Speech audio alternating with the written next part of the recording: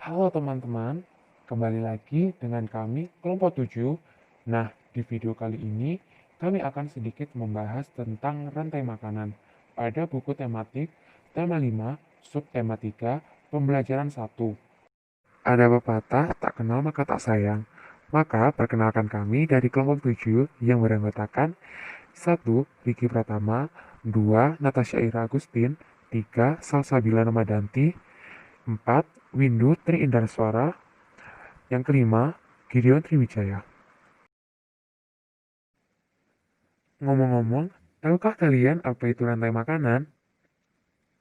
Nah, rantai makanan adalah suatu ekosistem makhluk hidup, yaitu perpindahan energi makanan dari sumber daya tumbuhan melalui seri organisme atau melalui jenjang makan, di mana suatu organisme memakan satu sama lain untuk mendapatkan energi dan nutrisi dari organisme yang dimakan.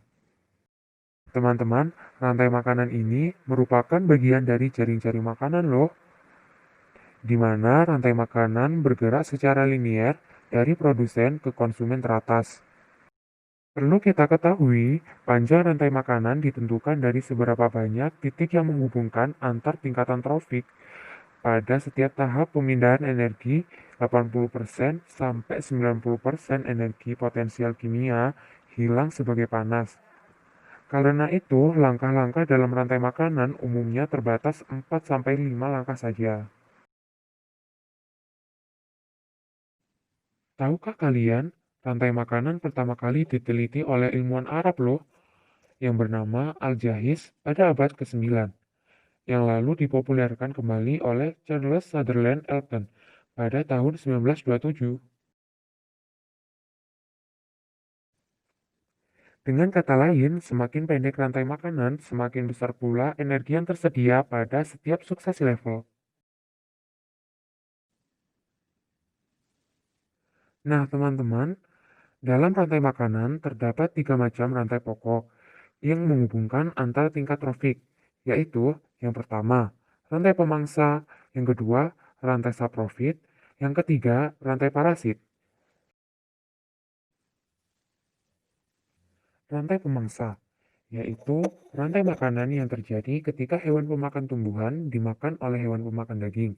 Contohnya, kelinci dimakan ular, kemudian ular dimakan elang.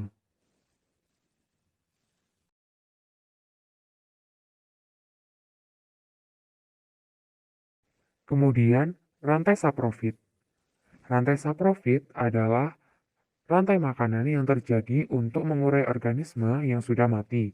Rantai ini muncul karena adanya dekomposer. Contohnya, elang diuraikan oleh bakteri.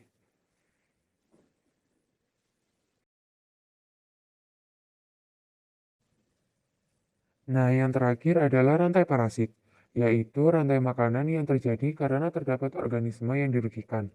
Contohnya, pohon besar yang ditumbuhi benalu, kemudian manusia yang di tubuhnya terdapat kutu.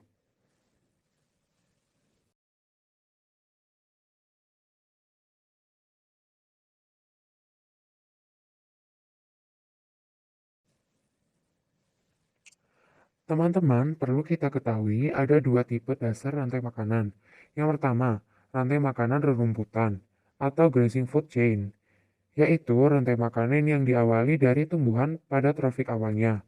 Contohnya, rumput dimakan belalang, kemudian belalang dimakan tikus, dan tikus dimakan ular.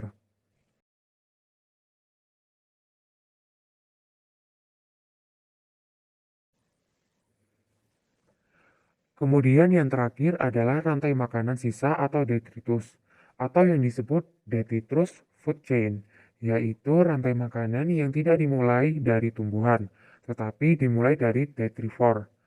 Contohnya, serpian daun yang diuraikan oleh cacing tanah, kemudian cacing tanah dimakan ayam, dan ayam dimakan manusia.